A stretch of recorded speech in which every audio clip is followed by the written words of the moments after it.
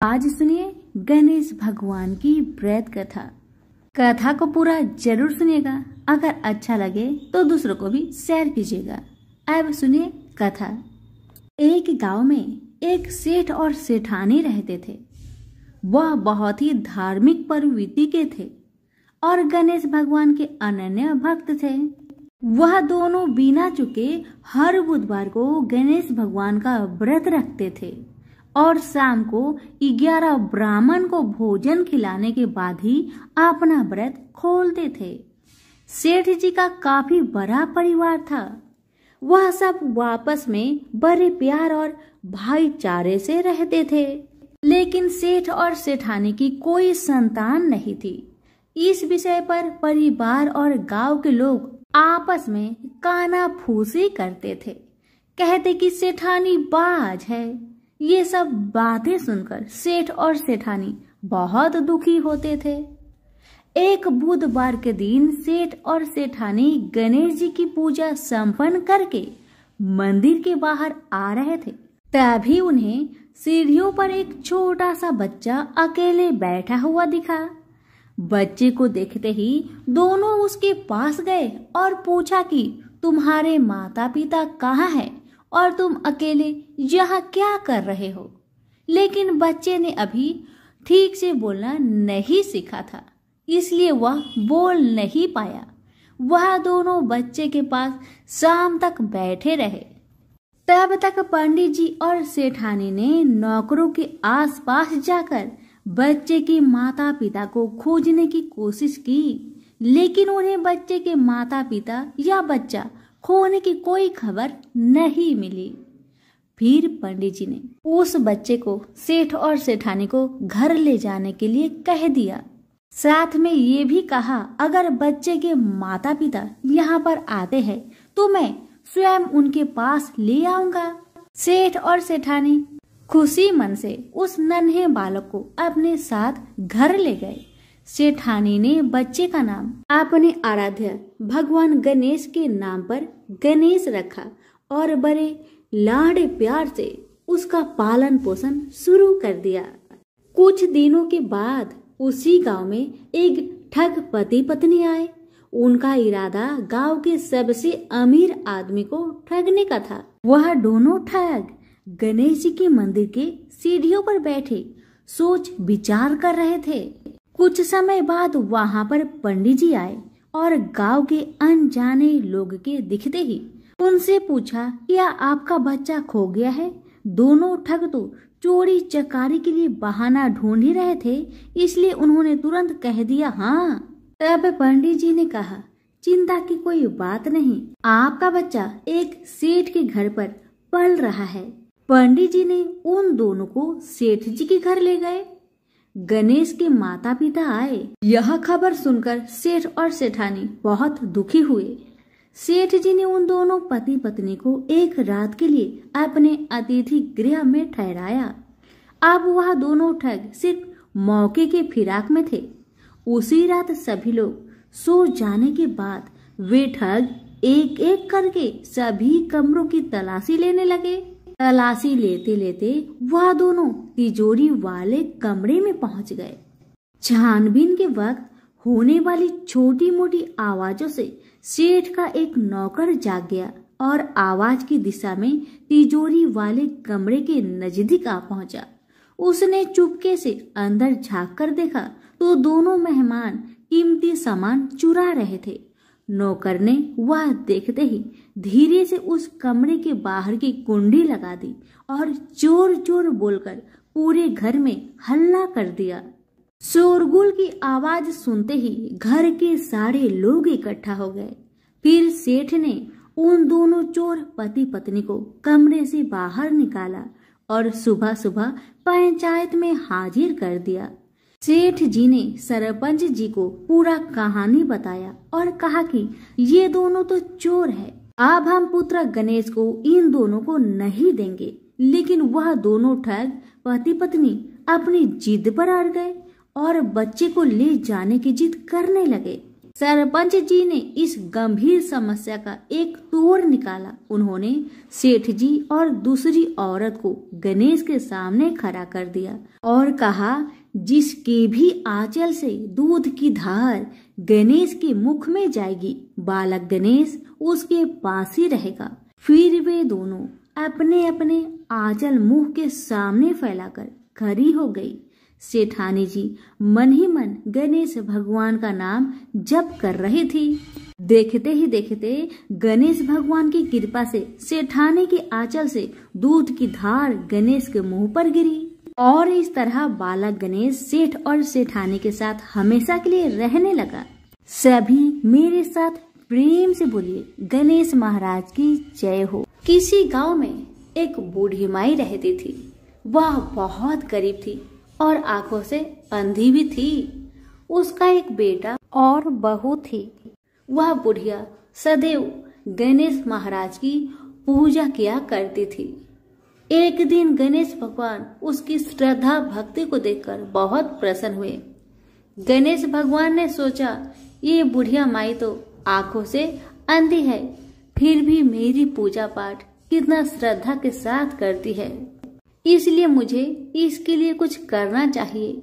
इतना ही सोचकर गणेश जी उस बुढ़िया माई के सामने प्रकट होकर बोले, बुढ़िया माई, तू जो चाहे सो मुझसे मांग ले, मैं तुझसे बहुत प्रसन्न हूँ। बुढ़िया माई हाथ जोड़कर गणेश महाराज से बोली, हे भगवान, मुझे तो कुछ मांगना ही नहीं आता, तो मैं कैसे मांगू और क्या मांगू, आप ही मुझे बताए।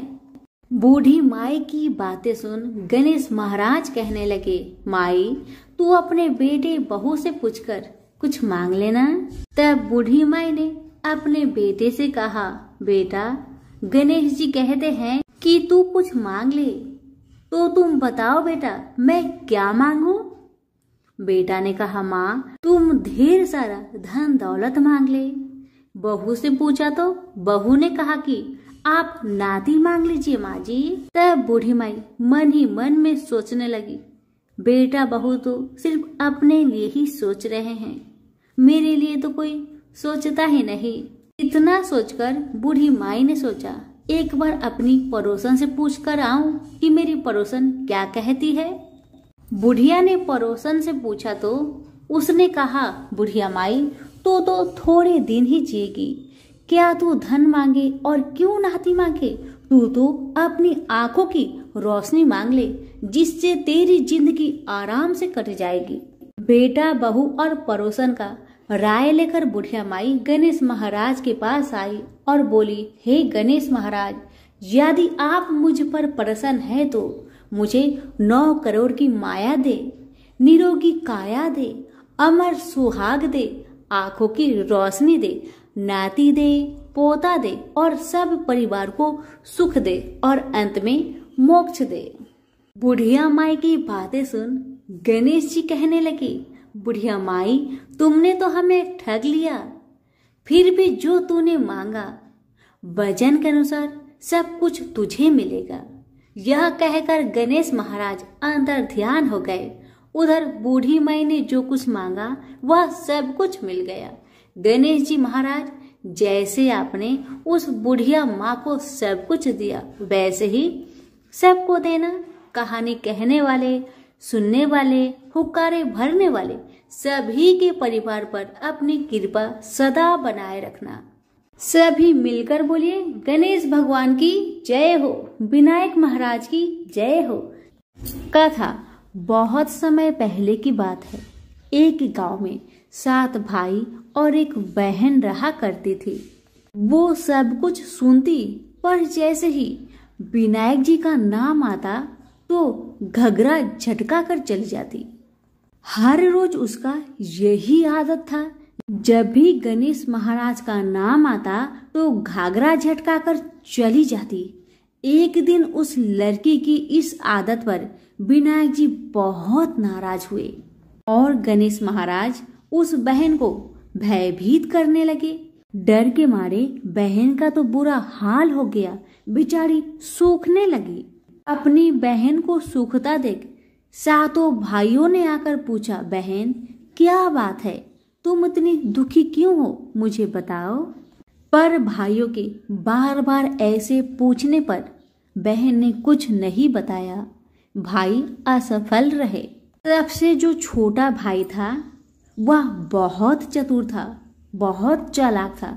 उसने आधी रात को अपना वेश बदलकर गणेश महाराज को पकड़ लिया और पूछा कि आप कौन हैं और मेरी बहन के साथ छल क्यों करते हैं।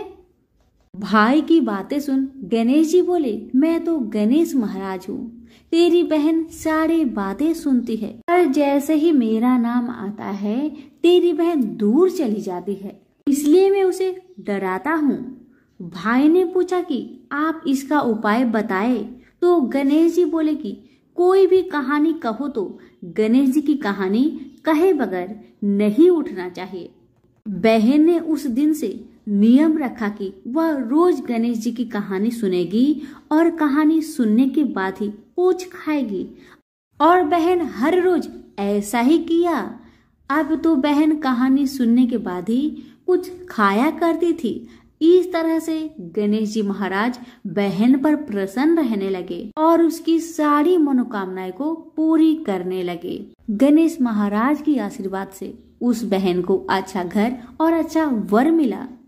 तो प्रेम से बोलिए गणेश महाराज की जय हो। एक समय की बात है, एक बार पाल माता, पथवारी माता और विनायक जी में खुद को बड़ा बताने के कारण झगड़ा हो गया। पाल माता कह रही थी कि मैं बड़ी हूँ, पथवारी माता कह रही थी कि मैं बड़ी हूँ, विनायक जी कह रहे थे कि मैं बड़ा हूँ। इसी बात लेकर तीनों में झगड़ा लग गया। दोनों देवी और विनायक जी एक दूसरे से अपने को बड़ा साबित करने के लिए झगड़ते रहे। उसी समय एक ब्राह्मण का लड़का वहां से जा रहा था। उस लड़के को देखकर पाल माता, पथवारी माता और विनायक जी ने उसे रोका और कहा कि ये लड़के, तुम हमारा न्याय करके जा। हम तीनों में से सर्वश्रेष्ठ कौन है, हम तीनों में से बड़ा कौन है, हमें ये बताकर उसके बाद तुम जाओ यहाँ से। ब्राह्मण के लड़का बहुत घबरा गया, सोच में पड़ गया कि किसे बड़ा बताऊं, पाल माता को या पथवारी माता को या फिर विनायक जी को। मैं किसे बड़ा कहूँ, किसे सर्वश्रेष्ठ कहूँ, ये बात लेकर बहुत चिंतित हो गया। तभी उसके दिमाग में ख्याल आया कि क्यों ना मैं पहले अपनी माँ से इस बात का राय ले लूं, उसके बाद ही मैं इन तीनों का न्याय कर दूंगा। तब लड़के ने कहा, हे भगवान, हे माता, मुझे सिर्फ एक दिन का समय दीजिए, मैं कल फिर आकर आपका न्याय कर दूंगा। अब भगवान ने कहा, ठीक है, तुम कल हमारा न्याय जरूर करना। अब लड़का घर आकर अपने माँ से कहने लगा, माँ, मुझे ना कल पाल माता, पथवारी माता और गजानन जी का न्याय करना है। माँ ने पूछा, कैसा न्याय बेटा, मुझे बताओ। तब बेटा ने रास्ते की सारी कहानी अपनी माँ को सुना दिया। तब अपने बेटे की बात सुन माँ ने कहा, बेटा तुम ध्यान रखना, किसी को भी छोटा मत बताना। बेटा बोला, जैसी आपकी आज्ञा माँ, आप जैसी मुझे कहेंगे मैं वैसा ही करूँगा। अब अपनी माँ से सीख लेकर ब्राह्मण का बेटा दूसरे दिन वहाँ गया जहाँ पाल माता, पथवारी माता और विनायक जी रहते हैं। लड़का सबसे पहले पाल माता के पास गया, उन्हें प्रणाम किया और बोला, पाल माता, आप तो हर व्यक्ति से बड़ी हो, क्योंकि हर व्यक्ति आता है, स्नान ध्यान करते जाते समय पैर की ठोकर दे जाता है, फिर भी आप नाराज नहीं होती हो, इसलिए पाल माता आप बड़ी हो। अब ब्राह्मण का लड़का पथवारी माता के पास जाता है और उन्हें हाथ जोड़ के प्रणाम करके कहता है, हे पथवारी माता, आप भी बड़ी हो, क्योंकि कोई भी व्यक्ति कितने भी तीर्थ कर ले, धर्म ध्यान कर ले, पर वापस आने पर आपकी पूजा किए बिना उनका कार्य पूर्ण नहीं होता, इसलिए आप बड़ी हैं। अब आखिर में लड़का विनायक जी के पास आया, उन्हें प्रणाम करके कहा, हे विनायक जी, आप तो बड़े ही हैं, क्योंकि सब देवों को मनाने पर आपको ध्याए बिना कोई काम सिद्ध नहीं हो सकता, इसलिए आप बड़े हैं।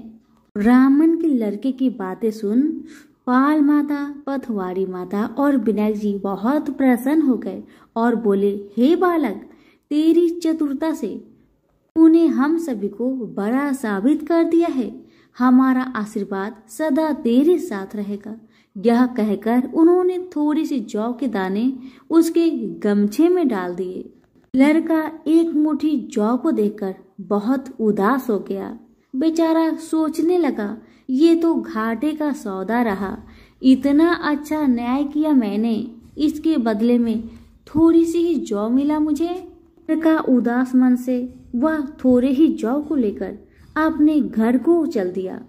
लड़के ने घर पहुंचकर बेमन से जौ वाला अंगूठा को कोने में रख दिया। माँ ने पूछा, बेटा, मैंने जैसा कहा था वैसा तुमने किया ना? बेटा ने कहा, हाँ माँ, आपने जैसे मुझे बताया था मैंने वैसा ही किया। लेकिन माँ, पाल माता, पथवारी माता और विनायक जी ने मुझे न्याय का फल सिर्फ थोड़ा सा जौ ही दिया है, जिसे मैंने गमछे में लपेटकर वह कोने में रख दिया है। जब माँ घर से बाहर आती है और कोने से गमछे उठाकर देखती है तो उसके अंदर से हीरे मोती झरने लगते हैं। ये देखकर माँ बहुत प्रसन्न हुई और अपने बेटे को पुकारने लगी, बेटा जल्दी आओ, देखो पाल माता, पथवारी माता और विनायक जी ने तुम्हें क्या दिया है, जल्दी आओ। बेटा दौड़कर जब बाहर आया, बेटा हीरे मोती सोना चांदी देखकर बहुत हैरान रह गया। अब लड़के को समझ में आ गया कि ये सब तो भगवान का आशीर्वाद है। अब माँ और बेटा बहुत खुशी खुशी अपना जीवन व्यतीत करने लगे। हे भगवान, हे पाल माता, हे पथवारी माता, हे विनायक जी, जिस प्रकार आपने ब्राह्मण की लड़के को आशीर्वाद दिया, ऐसा आशीर्वाद सभी को देना। कहानी कहने, सुनने व हुक्कार भरने वालों सबको स्वस्थ, समृद्धि, धन धान्य देना। तो सभी प्रेम से बोलिए, पाल, पथवारी और विनायक जी की जय हो। एक समय की बात है, एक भाई बहन रहते थे। बहन का नियम था कि वह अपने भाई का चेहरा देखे ही खाना खाती थी। हर रोज सुबह उठती थी और जल्दी जल्दी घर का सारा काम काज करके अपने भाई का मुख देखने के लिए उसके घर से निकल जाती। एक दिन रास्ते में एक पीपल पेड़ के नीचे गणेश जी की मूर्ति रखी हुई थी। उसने भगवान के सामने हाथ जोड़कर कहा कि मेरे जैसा अमर सुहाग और मेरे जैसा अमर पिहर सबको दीजिए। यह कहकर वह आगे बढ़ जाया करती थी। हर दिन का उसका यही नियम था। जंगल के झाड़ियों के कांटे उसके पैरों में चुभा करते थे। एक दिन बहन भाई के घर पहुंची और भाई का मुख देखकर बैठ गई। तो भाभी ने पूछा, पैरों में क्या हो गया है ननद जी? यह सुनकर उसने भाभी को जवाब दिया कि रास्ते में जंगल की झाड़ियों से गिरे हुए कांटे मेरे पाँव में चुभ जाते हैं। जब वह वापस अपने घर आ गई तब भाभी ने अपने पति से कहा कि रास्ते को साफ करवा दो। हमारी ननद यानी कि आपकी बहन झाड़ियों के रास्ते से आती है तो उसके पाँव में बहुत सारे कांटे चुभ जाते हैं। पत्नी की इतना बात सुनते ही भाई तुरंत उठा और हाथों में कुल्हाड़ी लेकर सारी झाड़ियों को काटकर रास्ता साफ कर दिया। और इसी कारण से गणेश जी का स्थान भी वहां से हट गया। यह देखकर भगवान गुस्सा हो गए और उसके भाई के प्राण को हर लिए। लोग अंतिम संस्कार के लिए जब भाई को ले जा रहे थे तब उसकी भाभी रोती हुई लोगों से कही, थोड़ी देर रुक जाओ, उसकी बहन आने वाली है। वह अपने भाई का मुख देखे बिना नहीं रह सकती। उसका यह हर दिन का नियम है। तब लोगों ने कहा, आज तो देख लेगी पर कल कैसे देखेगी? रोज के दिन की तरह बहन अपने भाई का मुख देखने के लिए जंगल में निकल दी। जब जंगल में उसने देखा कि सारा रास्ता साफ किया हुआ है तब वह आगे बढ़ी तो उसने देखा कि सिद्धि विनायक को भी वहां से हटा दिया गया है। तब उसने जाने से पहले गणेश जी को एक अच्छे स्थान पर रखकर उन्हें स्थान दिया और हाथ जोड़कर बोली, हे गणेश महाराज, मेरे जैसा अमर सुहाग और मेरे जैसा अमर पिहर सबको देना। और फिर इतना कहकर आगे निकल गई। लड़की की बात सुनकर भगवान गणेश सोच में पड़ गए, अगर मैं इसका नहीं सुना तो मुझे कौन मानेगा, हमें कौन पूजेगा। तब सिद्धि विनायक ने उसे पीछे से आवाज दिया कि बेटी, इस खेजड़ी की 7 पत्तियां ले जा और उसे कच्चे दूध में घोलकर भाई के ऊपर छींटा मार देना, वह उठकर बैठ जाएगा। यह सुनकर जब बहन पीछे मुड़ी तो उसने देखा कि वहां तो कोई नहीं है, लेकिन फिर भी उसके दिल से आवाज आई, जो मैंने सुना वैसे ही करती हूँ, देखा जाए क्या होता है। इतना सोचकर वह 7 खेजड़ी की पत्तियां लेकर अपने भाई के घर पहुंची। उसने देखा वहां कई लोग बैठे हुए हैं, भाभी बैठी रो रही है और पास में ही भाई का लाश रखा हुआ है। तब उसे रास्ते में जो आवाज सुनाई दी थी वही बात याद आई और उसने वैसा ही किया जैसे उसने सुना था। उसने खेजड़ी की 7 पत्तियों को बताए हुए नियम के तहत भाई के ऊपर इस्तेमाल किया। तब उसका भाई उठकर बैठ गया। भाई बोला बहन से, मुझे तो बहुत ही गहरी नींद आ गई थी। तब बहन बोली, यह नींद किसी दुश्मन को भी ना आए, और उसने सारी बात अपने भाई को बता दी। हे गणेश महाराज, जैसे आपने उस बहन की सुनी वैसे ही कहानी कहने वाले, हुक्कारे भरने वाले सभी की परिवार की सुनना और सभी के परिवार की रक्षा करना। सभी प्रेम से बोलिए गणेश महाराज की जय हो। एक गांव में एक साहूकार रहता था। साहूकार की एक बेटी थी जो कि हर रोज पीपल सींचने जाती थी। पीपल के वृक्ष में से लक्ष्मी जी प्रकट होती थी और चली जाती। एक दिन लक्ष्मी जी ने साहूकार की बेटी से कहा कि तू मेरी सहेली बनेगी। तब लड़की ने कहा, मैं अपने पिताजी से पूछकर कल बताऊंगी। अब साहूकार की बेटी ने घर आकर अपने पिता को सारी बात बताई। तब उसके पिताजी बोले कि वह तो लक्ष्मी माता है, आपने को और क्या चाहिए, तुम लक्ष्मी माता की सहेली बन जाओ। दूसरे दिन वह लड़की फिर गई। तब लक्ष्मी जी पीपल के पेड़ से निकलकर आई और कहने लगी, सहेली बनेगी मेरी। तब लड़की ने कहा, हाँ क्यों नहीं, जरूर बनूंगी। अब लक्ष्मी जी और वह लड़की दोनों जन सहेली बन गई। एक दिन लक्ष्मी जी ने अपनी सहेली को खाने का न्योता दिया। घर आकर लड़की ने अपने माँ पिता से कहा कि मेरी सहेली ने मुझे खाने का न्योता दिया है। तब पिता ने कहा कि सहेली के यहाँ जिमने जाइयो, पर संभाल कर जाना। तब वह लक्ष्मी जी के यहाँ जिमने गई तो लक्ष्मी जी ने उसे 1-2 साल ओढ़ने के लिए दिया, रुपए दिए, सोने की चौकी, सोने की थाली में 36 प्रकार के भोजन करा दिए। जिम कर जब वह जाने लगी तो लक्ष्मी जी ने पल्ला पकड़ लिया और कहने लगी कि मैं भी तेरे घर जिमने आऊंगी। तब लड़की ने कहा, हाँ सहेली क्यों नहीं, जरूर आना। अब वह घर जाकर चुपचाप बैठ गई। तब पिता ने पूछा कि सहेली की यहाँ से जिम कर आ गई और तू उदास क्यों बैठी है।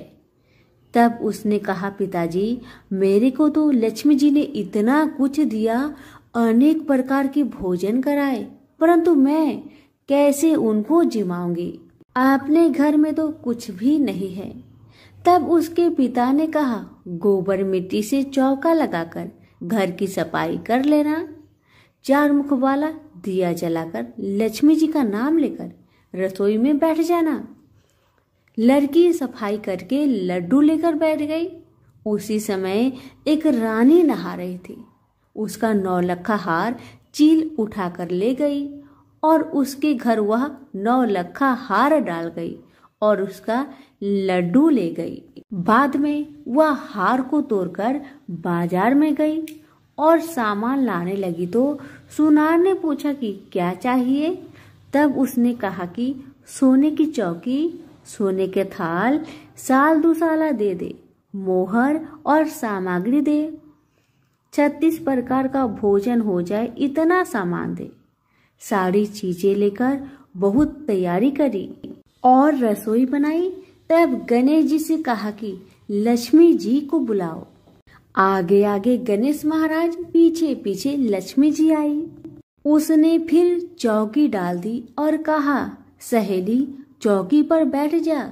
तब लक्ष्मी जी ने कहा, सहेली चौकी पर तो राजा रानी के भी मैं नहीं बैठी, किसी के भी यहाँ नहीं बैठी।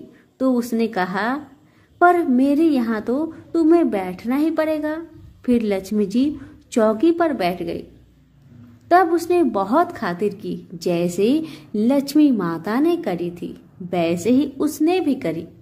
लक्ष्मी जी उस पर बहुत प्रसन्न हुई और घर में खूब रुपए एवं लक्ष्मी हो गई।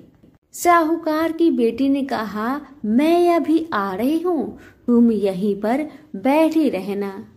और वह चली गई। लक्ष्मी जी गई नहीं और चौकी पर बैठी रही। उसको बहुत दौलत दी। हे लक्ष्मी माता, जैसे आपने साहूकार की बेटी को दिया वैसे सबको देना। कहानी सुनते, हुक्कारा भरते अपने सारे परिवार को देना, पीहर में देना, ससुराल में देना, बेटी पोते को देना। हे लक्ष्मी माता, सबका कष्ट दूर करना, दरिद्रता दूर करना, सबकी मनोकामना को पूर्ण करना। तो प्रेम से बोलिए, लक्ष्मी माता की जय हो।